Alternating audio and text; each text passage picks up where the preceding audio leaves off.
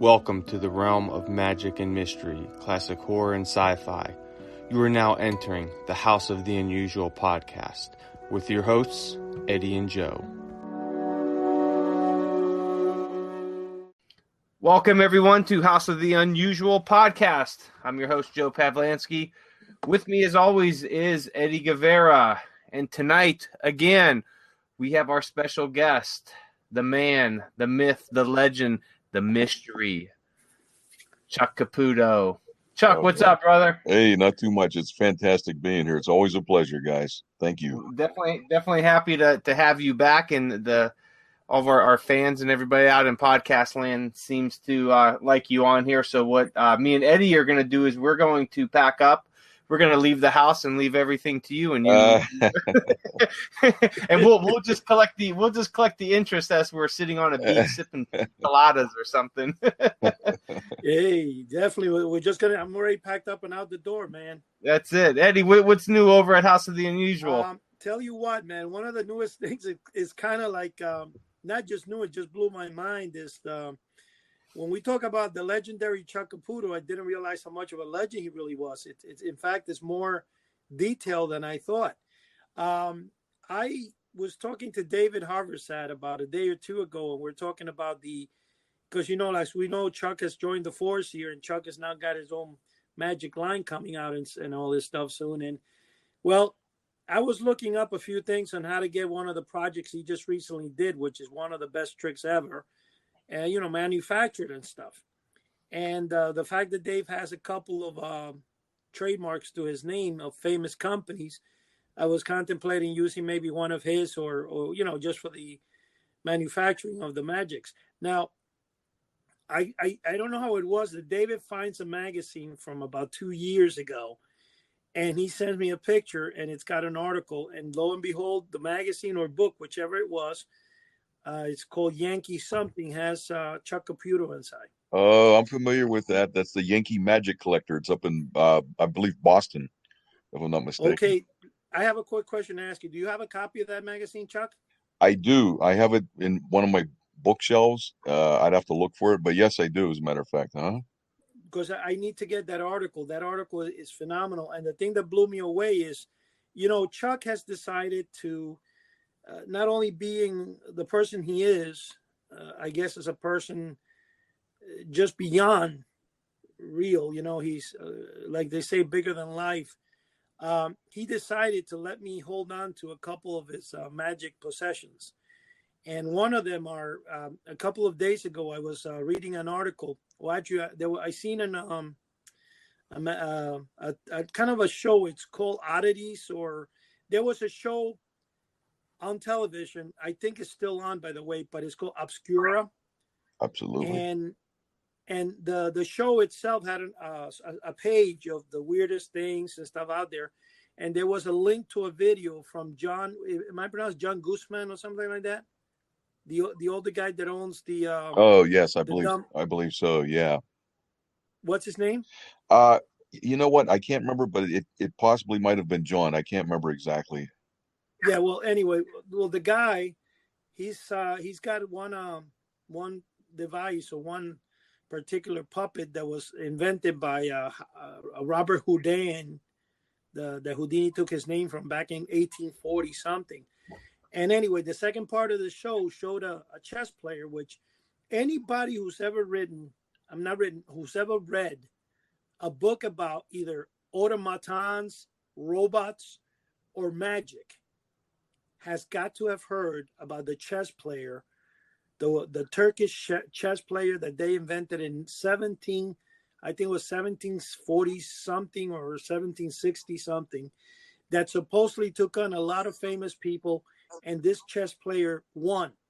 There's been over 800 books written on the subject, and as much as 3 movies have been made on it. And to this day, we really don't know how the chess player worked, due to the fact that the original burned down in the 1850s in a museum fire. Now, what I found phenomenal, which it happens with Chuck all the time, when you said the name A Man of Mystery, that that not only entitles a title, but a truth in reality. And the reason I'm saying that is because Chuck, lo and behold, and this is the third time he does it. When he first spoke with me back in January 15th, he sends me an email and says, "Oh, I see you're selling the book on how to make the Leon haunted house. I had made one several years ago." And he sends me which is right now, it's the only video on the internet of the subject, of anybody actually doing a display with the Great Leon haunted house. Then, and lo and behold, I'm talking a week later, I'm reading about the Josephine skull and all this stuff. And I go, "Hey, Chuck, did you?" He goes, "Oh, he sends me a video link," which was funny. It actually happened before I even spoke with him. He must already, through his telepathy, read my mind over the air. And he sends me the link to the one he had made. So I'm like, I'm just reading about the skull about 2 or 3 days ago. Here, Chuck had already done one, and he had performed with it. So then I had the other thing that blows my mind is I send him a link to the Turkish player, and he says, "Well, Eddie, a year ago I made one, a tabletop one. Here it is." And I'm like, "Are you kidding me?" So anyway, I've decided. I said, "Chuck, all that stuff that's been coincidental, whatever, being the man of mystery that you are, I need it for you to somehow get them in my hands." And we worked out, and you know what? That's exactly what's happening. Now, the reason I asked you for that article is because I noticed that the Turkish chess player appears in that 2019 or 18 magazine, Yankee Magician. Right. Anyway, I've been going on eBay trying to find it. I'm glad you have a copy because Dave has a copy.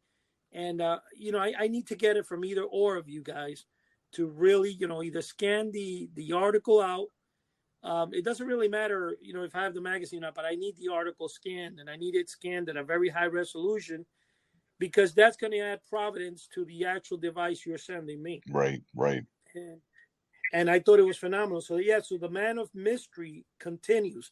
Now, one question I have for you, Chuck.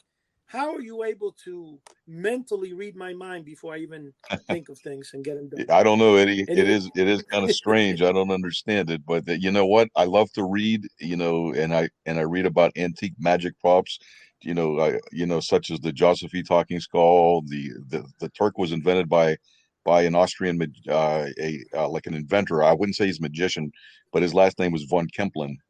And this thing toured the world.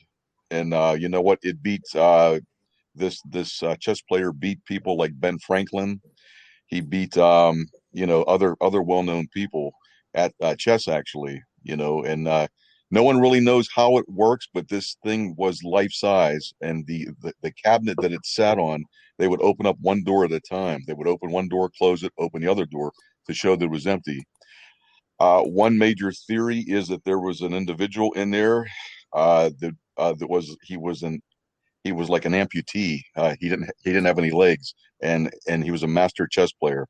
And so when they opened one door up, it'd be on the opposite side. When they closed it, there was a rack or a sliding tray type thing. He would slide over to the other side, and he would work the Turk's arm with certain levers and so forth. And there was some type of a viewing device where he can see what the moves were. And he beat just about everybody he played. I mean, it was really amazing. People didn't know how this thing worked. And like I said, he beat Ben Franklin. I believe he played Napoleon, and there's a few other very well-known individuals that were very upset that they lost to him, actually. Well, my question now that you said about, you talked about that, the guy who has spent this guy, John, I think his name is John. I'm actually looking, right. Trying to find his information. Yeah, his name is John Gahan. I think you're talking about. Yeah, that's him. Right. That's him. So I don't have to look anymore. Thanks again. You read my mind, and you figure, let me get it before he does. That guy, John, he said he spent over 35 years making what he believes to be the original. Mm-hmm. And he's duplicated everything possible on it. It's just amazing. Now, what really surprises me right now you blew my mind when you said that the little guy, Napoleon, played with him. And that's phenomenal. And they never found out exactly how it worked. No. There was no actual, they just have speculation. Now, I know you made one of those, but I have a question. Have you ever considered trying to make a copy of Antonio? What's the name of the Muppet? Wow, that would be rough. Yeah, that was by Robert Houdin. It was Antonio Antonio Diavolo, and he was a gymnast basically. He was a trapeze artist, and it was all watch work. It was just unbelievable. I mean, if you do search this, there's a few people who did reproduce these. I believe there's one or two people who did, and it's just amazing. I mean, this little guy, this little man, he puts on a trapeze and he swings it back and forth, and the guy would hang by his arms. He'd hang by one arm, he'd flip over, and he'd hang by his feet. I mean, it was all watch work. It was just unbelievable. And from my understanding, John somehow came about the original one, and he restored. Shocked at what he found inside. I mean, like the advanced technology with the watch work was just unbelievable. See, Robert Houdin was a master watchmaker. Okay, and so things that he made were all watch work. But this is probably one of the most complex pieces he ever made. Well, yeah, but you answered the question right there by being being able to do watches and stuff. That's how he was able to Right, do that, the balance. exactly. I mean, what this guy John said, according to what he said, is that the original one, somehow, I forgot where it is, it landed in some museum or something. And one of the persons who inherited it was one of the founders of not Fox Television, Warner Brothers Okay. Television. And I think when the guy passed away or something like that, they donated or gave it to the Magic Castle. And that's where this guy John got it from. Now, he said he got it in pieces, and it took him about 7 years to restore it to its original, whatever. Right. Now, he's got it where it actually works. I mean, he had it on the skid there, how, it does the trapeze and stuff. And I'm like, wow, man. In fact, you know what it reminded me of, guys? It reminded me of, you guys ever seen when we were little, they had that, I think it was a fireman or something that climbs the ladder. And then it would come back down. But there was also one that it was a big ladder, and it was like a wooden toy. and you would put on top of the ladder, you would put, I think it was like a little monkey or something, and it would start spinning down and go down the ladder. You know which toy I'm talking about? I believe so, yeah. And also, it also reminded me of, you remember those little things that had like a little gorilla, and you squeeze the two knobs on the side, and it would do acrobats? Oh, that was cool. I remember that, yeah. Yeah, that's what I mean, I have a few of those actually, but the impossible to me is kind of like, I look at it as a challenge. If it's impossible, I'm going to try to do it. And I asked you that because I kind of found it strange that you didn't tackle that, Chuck, because you built so many other things. And I think, honestly, to be honest with you, it's something that's tempting to try it. I mean, I'm sure that if we look online or something, there will be some way of some blueprints of how it really worked, or I'm sure it's not a magical secret, because I know David said to me that it kind of, there's two things in my mind right now that are bothering me big time. One is how that device works. And I know David said with strings and stuff. I don't think there were strings there, because I think it's more like watch work stuff. Absolutely. But yeah. I think the the whole thing was watch work, and even the trapeze was a metal rod, Eddie. I think at different parts, pistons would actually pop out of the trapeze, and they would activate like different levers, control points in his arms, in his hands when he was gripping it. So I think there's in the trapeze bar itself and in the little figure also. So there's two things going on there. Well, I mean, the whole thing is that we're looking at the 1840s. This guy built this in 1840. That's crazy. It's crazy. Even he had the it's technology. Crazy. But the thing that also, and it's funny because ever since then, now I'm all of a sudden interested in Robert Houdin, which I've never really cared for, But the thing that really, really throws me on that is that here it is. It does all those acrobats and all this stuff. And it really, really blew me away when it actually both hands went up in the air. And, I'm like, are you kidding me? I'm looking at that. But then again, the other one is, I think we're talking with Thurston, the magician Thurston, where he had the lady float all over the audience. Mm-hmm. I started thinking I need to do some research on that, because, I have I got hundreds of magic books that probably have the explanations for a lot of those things. One of the magic books I have, you might be familiar with it. I think it shows Thurston in the front cover. It's like a 500-page book. And I bought it because I liked the front cover as a kid. I bought it in New York City in an old magic shop in Times Square, probably in 1975. And the book itself, I guess at that time must have cost me like $19, which my parents bought it. I was surprised. But it's a 500-page book, and it's got a black cover, and it shows this guy like electric sparks coming out of his hands, and there's a floating woman in front of him. Are you familiar with the magic book Yeah, I'm I talking believe I about? am. Yes, I do know what you mean. Yep. Yeah. I have a feeling that book inside would have an explanation how that works. I need to find mine because I have no idea where it is. But that particular book, I think, has it because I remember as a kid, I mean, you're talking about a 10, Yeah, 11-year-old kid. How the heck am I going to read a book with college level on it's it? true, right? I just looked at it. And I think I read like 2 or 3 It pages, and was, that was it. I couldn't. yeah. But I've had it. I've had it with me. Gosh, 40, 50 years Wow, almost. You know. that's fantastic.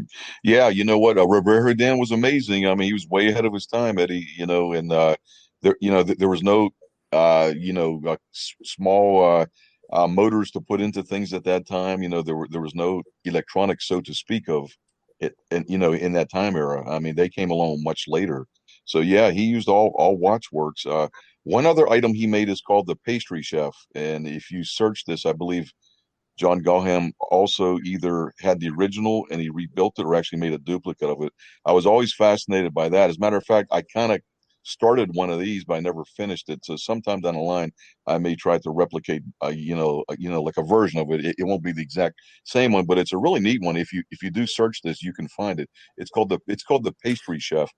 What it is a beautiful bakery, like a French pastry bakery. And so basically, there's a little chef that comes out the front door, with a tray on his hand, and he has like a menu, and it has maybe like 5 or 6 different types of pastries for the spectator to choose. So the spectator will basically circle one of the pastries and place it on the tray, and the chef will nod his head and take it back inside the bakery itself. And when he's in there, you can uh, you can see him at the table with a rolling pin, like rolling out the dough and so forth. And then within a minute or so, he pops back out the door, and he has the pastry that you circled on his tray. It's a beautiful, beautiful effect, and I have the framework for it. I actually built the bakery, and I have a few of the components, but I did never finish it. So that would probably be the next thing that I would attempt to build, if it's even possible. You know, I'm sure you'll accomplish it. You know something I want to tell you, Chuck and Joe. I was looking the other night when I was interested. There's a museum for Robert Houdin. It's in Blios. I have no idea where that is, but I think it's got to be It's in somewhere in France. France, That's right? correct. Is that when you get next to it, like snakes come out of the windows and Who stuff like knows? That that? would be cool to visit it though, because see, that's where he lived in Blois, France, and that's where his burial site is. He has a beautiful burial site. If you Google it, like you'll see his tombstone. It's fantastic. But yeah, and Well, that's where his theater was also. okay, there is. I don't know if that's maybe where the museum is. It's inside the theater, but there is. When you get to the museum, when you stand in front of the building, on the top, there's an actual video that has it on YouTube. I should put the link to this at the end of the show too, but it shows that there's a total, like, it looks like, I don't know, it looks like some type of giant octopus is coming out the Oh, okay. windows, and the windows open up and they actually start coming out and moving. It's really phenomenal. I was like, what the heck is that? But you could see it. It's actual on YouTube, and like I said, I'm going to put the link um, for it because it's something that I personally think it would be worth Absolutely. for the people to see it. But it's really and in fact, I'm trying to actually see right now if I could copy that link and which I'm actually doing right now and. Okay, yeah, actually, and sending it to you guys because you Yeah, guys are that going to would be be that would be fascinated by cool. it. One strange fact about Robert Houdin, I think, as far as I read, I'm not positive on this, but I believe he only performed for 8 years professionally. I think he opened his theater, he performed to packed houses. I believe only for 8 years, and then he went into retirement. And and he had a nice little estate there, and he was working on different types of inventions for the rest of his life. And but as far as I remember, you'd have to talk to Dave about this. But I think I read he only performed for 8 years, believe it or not, and he was pretty well up there when he started performing. I mean, he was not a young man when he started performing professionally. Now, yeah, but my question to you is this though: if when you're saying when he started performing professionally, is there a possibility? Was he more like a magician, or he had props that worked like clockwork? I Yeah, don't I really think it know was a much about it. combination of both. I think he performed a lot of magic effects also, one of which was a copia. He was well known for. He would show it empty, and then he would produce a bunch of flowers from it and so forth. Yeah, so he did suspensions. Like he made one of his sons float. At that time, I have two sons. One was probably maybe 12 or 13 years old at the time when he was performing professionally. So he'd make him levitate and so forth. Yeah, so I mean, he was quite the magician. Also, it's just that he would pepper some of his creations into the magic show itself. So yeah, he did some fantastic magic. Also, he was very inventive with his magic, and he actually created a lot of like certain magic effects as well. What made him? What do they call him? The father of modern day magic, or Yeah, something yeah, like because you that. know what, like I said in one of the past podcasts, you know what, he took magic in from the streets. Okay, like back in those days, there was a lot of like street performers and so forth. Like dressed up as jesters. He was the first person to actually take magic into a classic theater. I mean, it was very, very beautiful. I think Joe was talking about like he was trying to imagine, like going back in time to like a theater with the jet streams, with the gas lights and so forth. Oh yeah. That's exactly what he used was the gas lighting. It was a very, very classy type of an atmosphere, and he was the first to actually wear like a tuxedo. So yeah, that's why he's called the father of modern magic. And when Dave was on there a few times ago for one of the podcasts, we had talked about how the great Houdini came up with a book in 1908, The Unmasking of Robert Houdin, and he turned against them.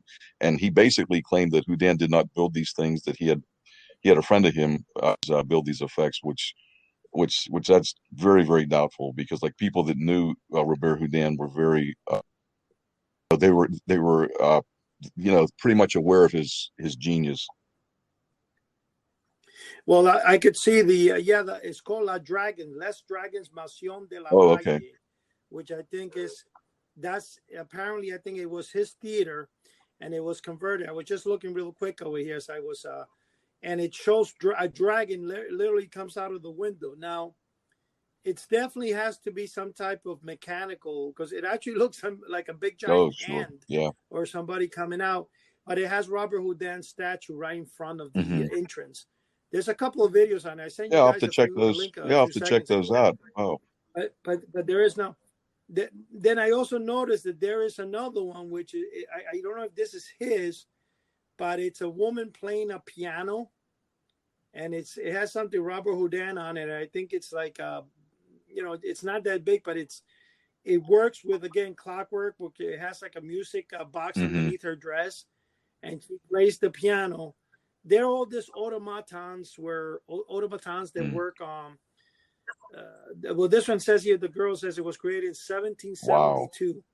So I think there was a lot of technology back then to make things move and work. And they worked in the principle of those little music Right. boxes, and I didn't realize how much of that was done back in the 1700s. Hmm. I'm right now kind of like thrown back by all this stuff. And now, again, this makes my, because it's all like wound up, and I think it just makes my my curiosity Well, stream exactly. just within my brain just keep flowing over now, because now I'm more Good. I'm interested than glad to hear ever it.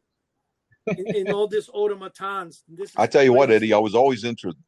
I was always very interested in, watch work, electronics. The automatons as well. And I've read most of the books that do detail a lot of these things. And you know what? I'm not formally trained with electronics or anything. I was the kind of kid there was a tinkerer. I mean, I would take things apart. I mean, and I'd study how they worked and so forth. And when my wife and I got married almost 29 years ago, I would take apart RC cars, and they work on two channels, channel 27 and channel 49, which are common frequencies, so they do get the interference quite a bit.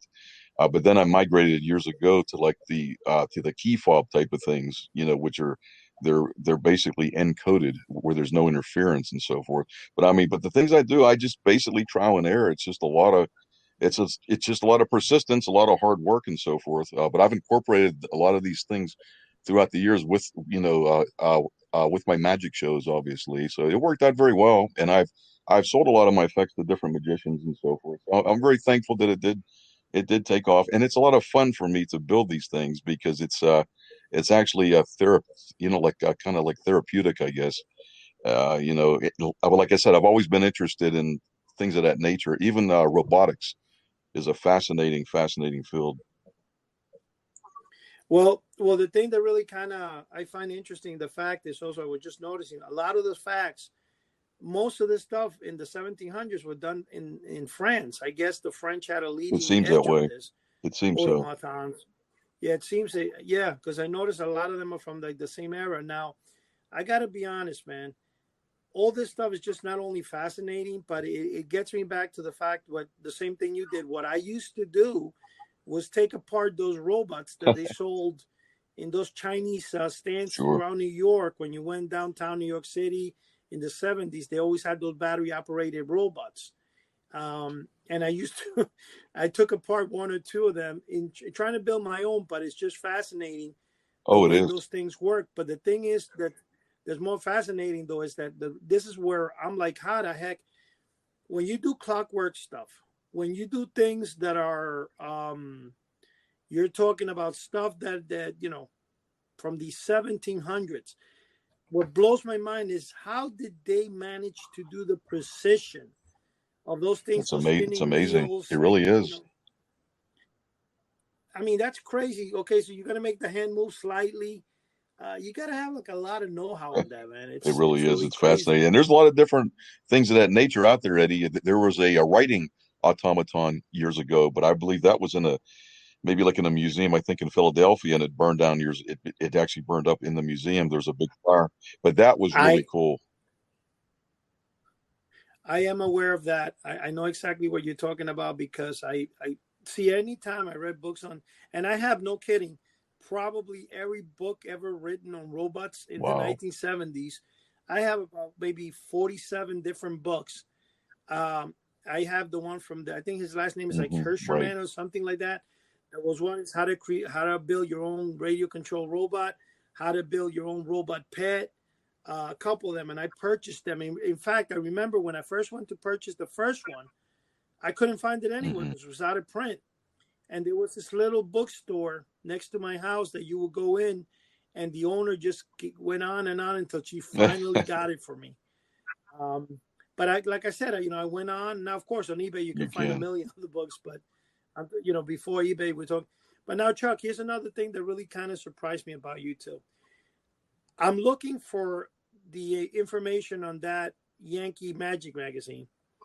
And when I put Chuck Magician Magic, I found not only Murphy Magic, but there's another something magic company. There's quite a few tricks out there that Yeah. have your name on it that you, I guess, made. One of them is like some type of a box. It looks like a wooden box. I know they're selling it for $300. And it says the Chuck Caputo. Gosh, what was it called? I don't remember the name of something box. I guess you designed Yeah, all I think those. what you're talking about would be the snake in the box, like a snake basket, or I think. No, not the snake basket. This is other one, but it's Okay. got your name on Okay, it, yeah, Chuck because you know what? Caputo. I did give the rights. I sold the rights to Jimmy King from Mac Magic about 8, maybe 9 years ago for like an electronic snake basket, but they altered it to make it like an elephant in a trunk also, where the trunk is inside and it goes up and down and it finds the selected playing card. So basically, I had supplied them with a working prototype, and so we worked out a deal.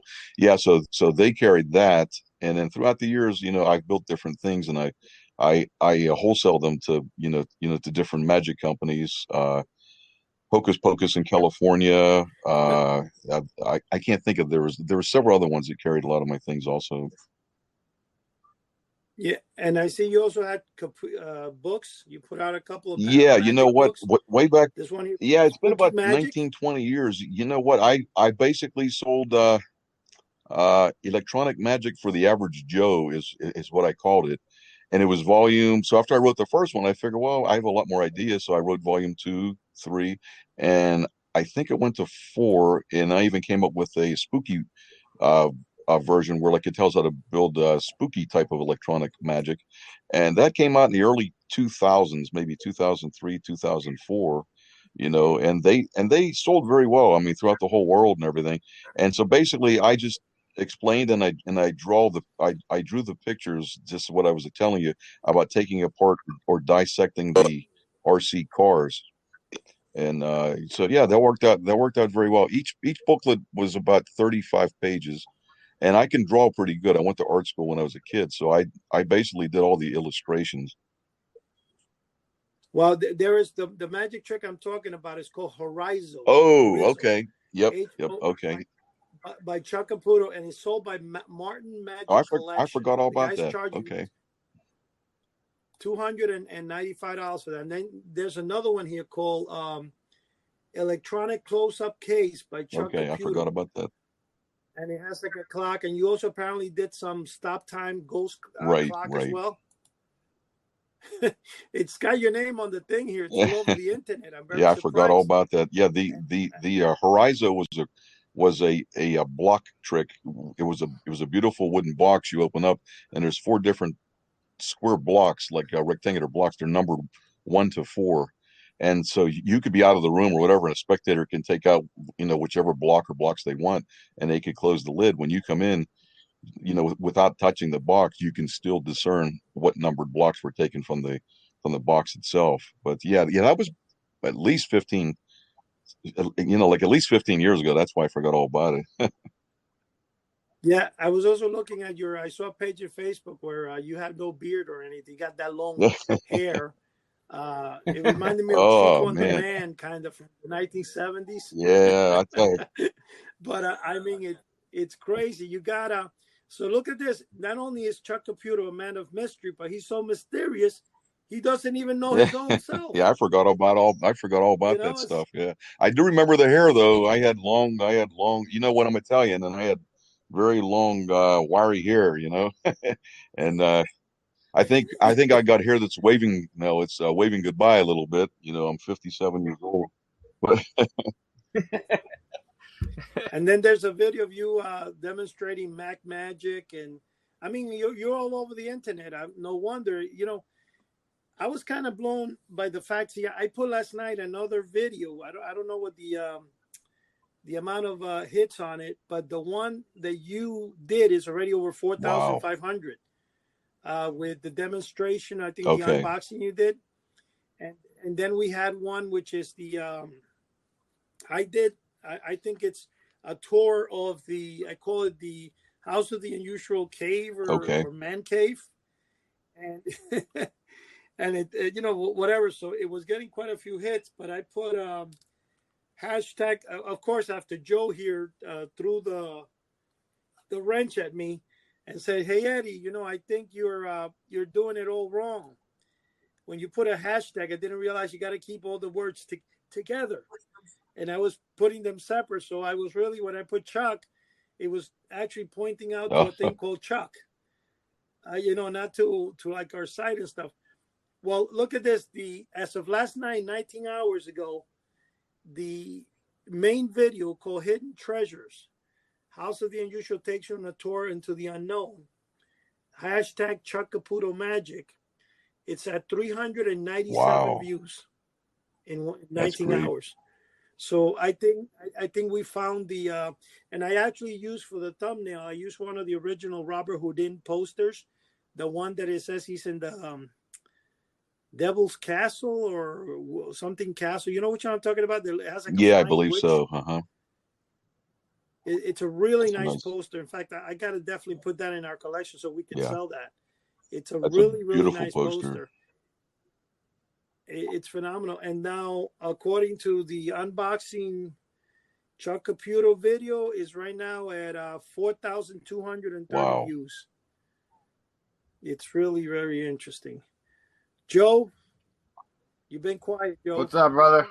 Come on in, Joe. I'm listening to all the I'm listening to the discussion here. I'm like, on the one of the audience members kind of just all kind of sucking up all the information and everything about the especially about the automatrons, because I didn't know too much about the Turk, and Eddie was telling me about it the other day, and it kind of caused me to really look into some, kind of like where did magic start in some ancient magic, and I found out that it kind of came, in around, I guess a lot of researchers and all that have found that, it might have started in Egypt, maybe around 2700 Yep. BC. And, with, what was it, maybe like, what was it, like a ball trick or something like that, Chuck? Are you familiar with, Yeah, cups and how it balls might have go started? back around that time. Like where the magician would hide a ball under a cup and it would travel from one cup to the other, or would jump from underneath the cup to his pocket. Yeah, but you know what? You're exactly right. I like the way you guys do your research. Eddie's a very good detective. He brought up stuff that I completely forgot about. Wow, that was Well, yeah. I tell you what, it was really interesting because I've always been interested in, kind of like, medieval times, and you had the court jesters and all that who did their their comedy act and all that. But I'm wondering, how much magic was, because they always wanted the comedy to make them laugh, but did anybody, like during the medieval times or dark ages, these rulers, did they want, magic tricks or anything like that? I'll tell you what, let's back up a little bit before the Dark Ages. You know what, like during the Greek and Roman Empire, okay, particularly the Roman Empire, there's a lot of these buildings that were built, these fantastic buildings.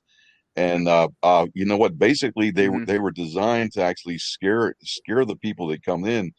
Like this, it was designed in such a clever way that once the sunlight comes in at a certain time of the day, it would give the appearance that a statue would be floating, and things of that nature. So it would actually scare the people who came in, and so they would actually give money. Okay, like they would pay the god or gods so they wouldn't get harmed and so forth. Yeah. So if you do some research on that, yeah, it was actually used by very, very clever Roman, designers of these buildings where it, once the sun came in, it would illuminate certain parts of the room. It would make objects look like they're floating. People would roll stone balls up on the inside the ceiling to make it sound like thunder. I mean, it would like literally scare the heck out of these people. So yeah. So you know what? So magic was used actually to instill fear and actually collect money from people too. Well, now it seems like a lot of even in the BC times, that there was a lot of, I guess the European area at the time. You had Egypt, you had That's Rome right. and Greek. They all had That's some right. form of magic going on. So what is it generally, I guess, accepted that magic originated in I would say Egypt? so. Yeah. You know what? Yeah, I would assume so because we're talking, 5,000 BC there. If you trace the lineage, yeah, I would say so. But then again, there was Chinese magicians as well. I mean, so all across the world, they all had some form of magic that they did. And you know what? It's a fascinating history if you do look into it, which I see you are. And yeah, yeah. But like I said, even going up to the Greek and Roman days, I mean, it was amazing. But then up into the Dark Ages, I think everything fell apart there. But Right, and I like to study a lot of, like, pagan and witchcraft histories and all that, and I seen that magic was incorporated with a lot of that too, and a lot of like the occult studies and the different orders that people would join. So I'm wondering, it's kind of thinking, is that where a lot of our myths and legends might have come from? Like you said, the you would walk into a building and it would look like, a Yeah. god was floating or something, and people would pay their homage. So was that, I wonder if some of that was incorporated into the myths, because still at that time a lot of stuff was still word of mouth. So if it was passed down, and that's where some of the pagan and witchcraft, and other esoteric Absolutely. practices came from, was these magic, or these illusionary, let me say type something events. real quick there. It's when you were talking about building of buildings and stuff. Coral Castle in Florida is one of those where I guess when people put things like that and they hide it from the rest of the public how it's done, the mystery grows bigger Oh than my life. goodness. When you got a 100-pound Yeah. guy, I forgot, Chuck, you know the story there, and he built this Oh, castle that's it's right up. absolutely phenomenal. I mean, you know what? If any of the listeners have a chance to go to Coral Castle, it's in Homestead, Florida. You know what? My wife and I last year around this time, my birthday is January 25th. So last January 25th, on my birthday, we were in Coral Castle, and I've been fascinated. You know what? I've been fascinated by this place, That's Joe, cool. for 40 years. Since 1980, I used to watch a TV show called In Search of. It was hosted by Leonard Nimoy, who was Spock from Oh yeah. Star Trek, and one of the stories he had was about Yep. Coral Castle. So there's a guy. He was about 98 pounds. His name was Edward Leedscannen, and he was a Latvian person who came from Latvia, and he bought this slab of land that everybody made fun of. It was just bedrock, and he cut and hoisted up these big, gigantic, stones that range from 9 tons to 30 tons. He built a castle. He carved a bunch of rocking chairs. The front door is perfectly balanced where a little child can open the door with her hand. It's just unbelievable. Nobody knows. Even modern engineers have no idea how this little man built it. I mean, there is speculation, of course. Like up in his workshop, he has hoists, he has come-alongs and things of that nature. But I don't care what type of hoist you have or whatever.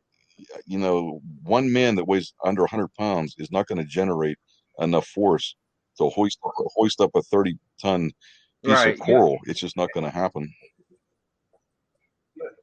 I also heard story, theories that he Exactly. used, You know, sound and harmonics to, Yeah, but that's to what move it. happens. It's a mystery. And So since we don't know, they attach a lot of, which maybe you'll go, that's how he did it. But you know what, though? Things like that happen in what you're saying. That's what you reminded me of when you said back in the early centuries, you would get people building castles. And in fact, this is kind of funny. I was watching prior to starting tonight a show in the Smithsonian Channel, which is an American aristocrat showing, castles in England and stuff. Some lady who married into one of the duchess over there, whatever, and not duchess, but one of the, what I mean, the sure, aristocrat people sure. down there, and she inherited this castle. But she went to visit another castle that apparently the guy who owns the castle with his wife and a couple of children live in the castle. The castle has caught fire 3 times in the last 800 years. And in 1975 was the last fire, and they were saying how they had to move to the basement. But the funny thing is, he's got 50,000 Wow. acres. And the bizarre thing with this and all the castle is that they have a castle that only a portion of the castle is open to tourists because the other portion is still like in disarray and under, they're still trying to Sure. repair it. And the funny thing about it is they don't have no money to maintain the castle. And, it's like they have I think they say the largest archival book section of England that goes back to the 13th century. And they have books there. They said that sometimes a page alone will cost over $200 to preserve, just one page. So they have books there that can cost anywhere from $3,000 to $4,000 a book, and they put them on a to-do list as to when they're going to be able to preserve them. And I was saying to myself, well, first of all, to live in an actual castle that, everything from possible ghosts to whatever comes with it, it's, I got to hand it to them. That's the first thing. The second thing, it's true. They have all the original treasures there. And they were saying how in 1975, they lost a lot of the original treasures. But what I found it fascinating is when you see the people that actually live there and own it, they become more real when they're trying to finance things by raising funds, You know what I'm Right. saying? Sure. Just the repair of 1975 cost, I think, over, what was it, $8 million or something dollars, or, and they were saying how they had to, like the guy said, he went to the roof, he would grab a piece of stone and carve in the signature, because he holds like 30 different titles, the Duke of this, the Dutch, whatever, the Duke of, or whatever, you know, all these different titles. And he said that he would start selling parts of the castle, and they were able to raise enough to actually, you know, and then they reached out to the rest of England, who a lot of people, because of the fact that it's a symbol to their country, they raised the funds to fix it. But the thing is, it's still in repair. It's still being repaired sections. And it just made the people more real, you know, more down to earth. Like, you know what? They're real people now. This multi-millionaires who don't even have a dime. Right. You know what I mean? It made them more real. But I thought it was fascinating. A nice little show there. And I just mentioned it because we were talking about, you know, how you said back in the day they did such things. Go ahead, Joe. Bring out your other part.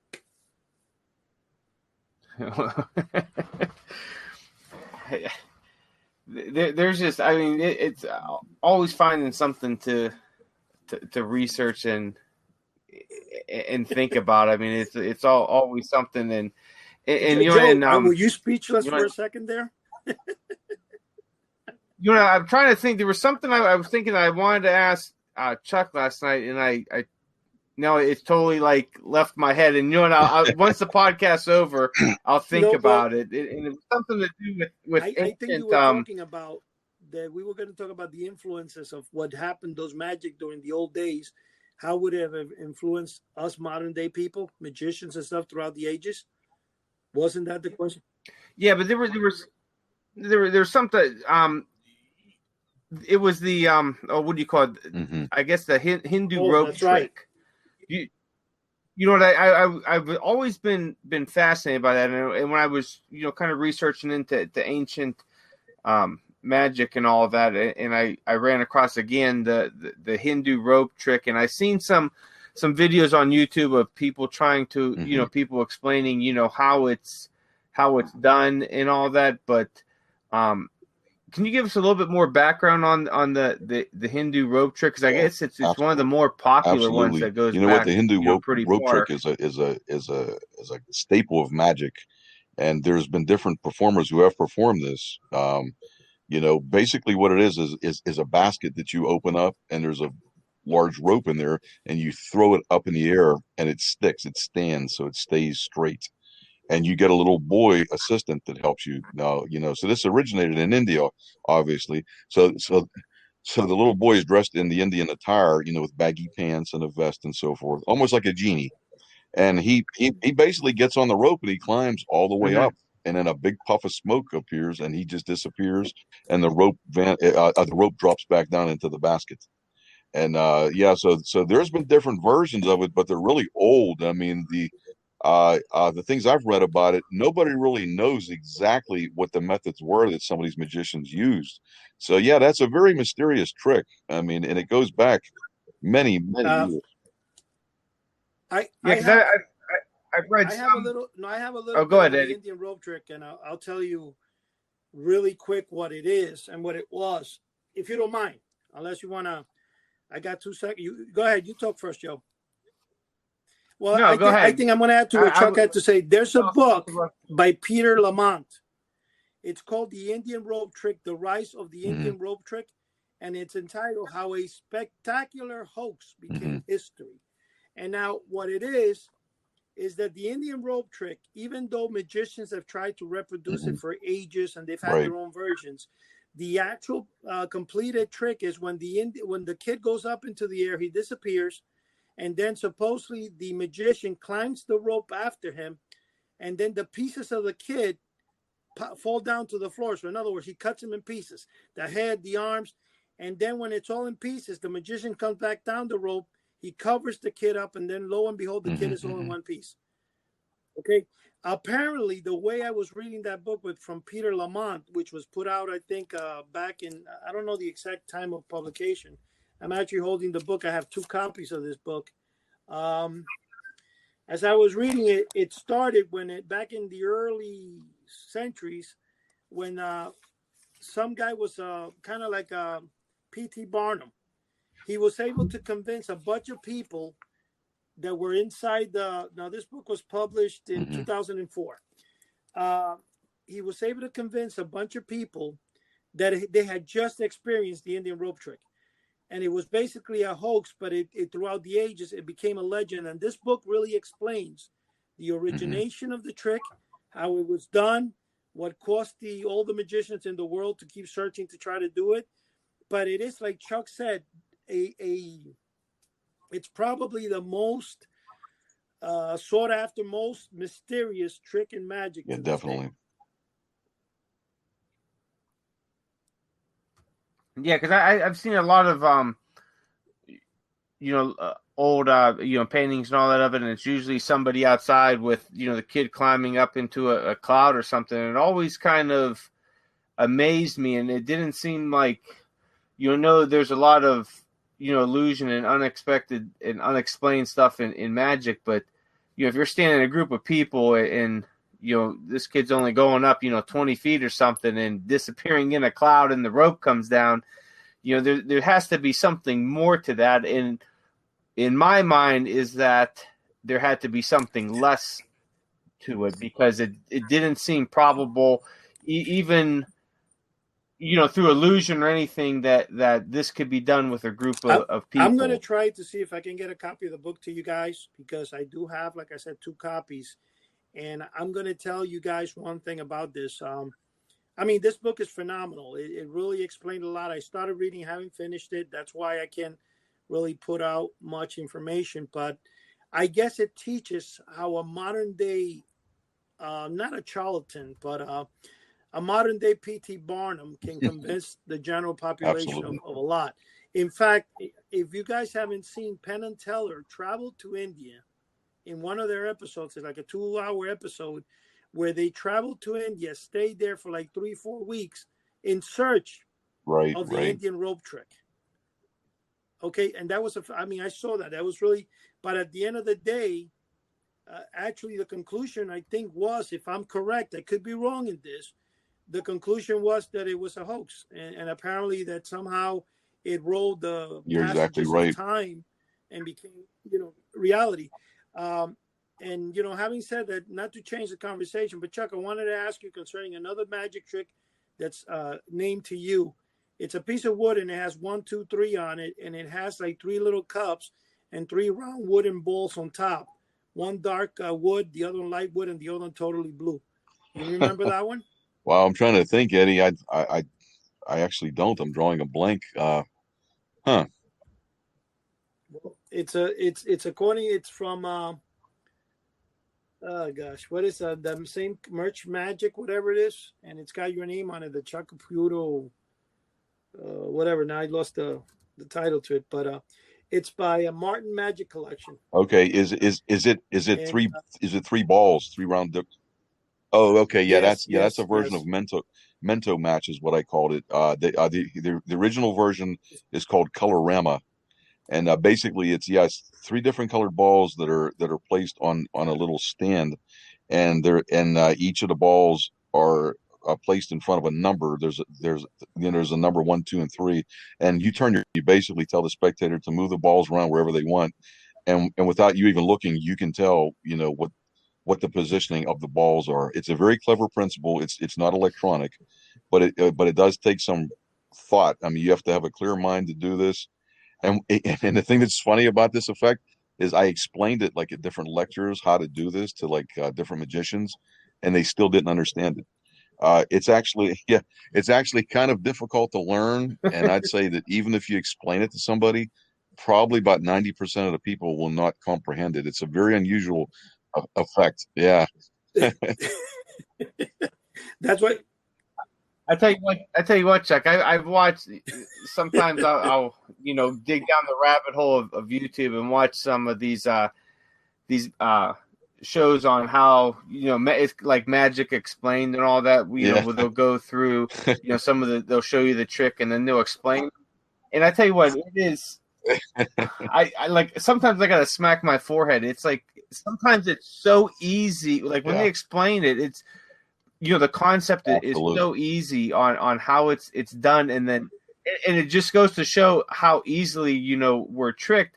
But then, they get into some of these tricks or, illusions or tricks, whatever you want to call them. And some of them are just so complicated and deal with, math and different other stuff. And I'm like, exactly. I'm like, how do people even think I of think this you have a good point there, Joe, because I think the future of magic is high technology. I think it's high tech. I think we're getting into things of that nature. I think within the next 5 years or so, we're going to see some really high tech magic. Of course, you don't display it. I mean, you don't display it as high tech magic, but I think when holograms come into play, I think that's going to be the next move, because these things are getting developed right as we speak. It is. Yeah. It is. You know something, guys? Let me tell you something. It's sometimes what Joe said made me laugh right now, and I'll tell you why. A year ago, I'm looking at YouTube, and some young guy, magician, he takes a plank of wood, like a 2x4. I mean, he just did a frame. It's about 6 feet tall and 2 feet wide. And he stands in front of this wood, and then he picks up. So he's standing behind the plank of wood. He picks up a curtain, brings it up, and then he puts the curtain down. And lo and behold, he went through the solid piece of wood. It drove me nuts. I must have played it like 40 times. And I'm like, how the hell did he do this, man? And then all of a sudden I called Dave, and I'm like, you know what, Dave, man, you got to help me out here, bro. Because it just drives me crazy when I couldn't know. That's when I found out he was using the 4 fingers. Yeah. But it's kind of like that. And what Joe just said, that sometimes there's a trick. It's a card trick that it's on the computer. And you pick a card. And no matter what, the computer always knows which card you pick. And that drove me nuts. I'm like, okay, I got this. How does this work? And again, Dave solved the problem for me. But some of those things, especially now with technology, drives you nuts. And Joe, I think too. It's the future's technology, but I think that just like this is kind of like everything. We've touched on it before. Everything comes around in circles, and I think I don't ever think that traditional magic, I guess, for lack of a better term, will ever go away. But you're going to start seeing, like you said, a lot more technology involved in it. And I don't know if that'll be for the better or for the worse. I guess that'll be for future generations to tell us. But in my opinion, I because I'm a little old, so I prefer all the old, sleight of hand stuff. The horror stuff, and it's just cool, and I do like to, just like anybody else, I'd like to be tricked, but I also like to learn about it.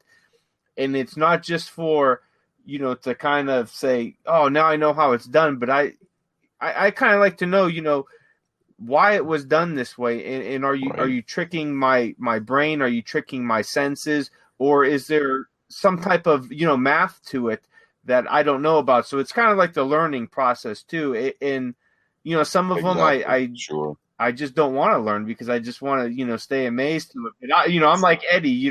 I've watched something 100 times. I'm like, I got to find out how that's done. Oh, that was. But hey, guys, we've had a podcast. great conversation and some great points, and we're at the end here. So I want to thank everybody out there for joining us on House of the Unusual podcast. Definitely head over to our YouTube channel. We've got some amazing videos by Chuck Caputo on there, and you could also head back in time and check out some of our video casts as well. And while you're doing that, check out houseoftheunusual.com. We've got a free email list there, a free forum.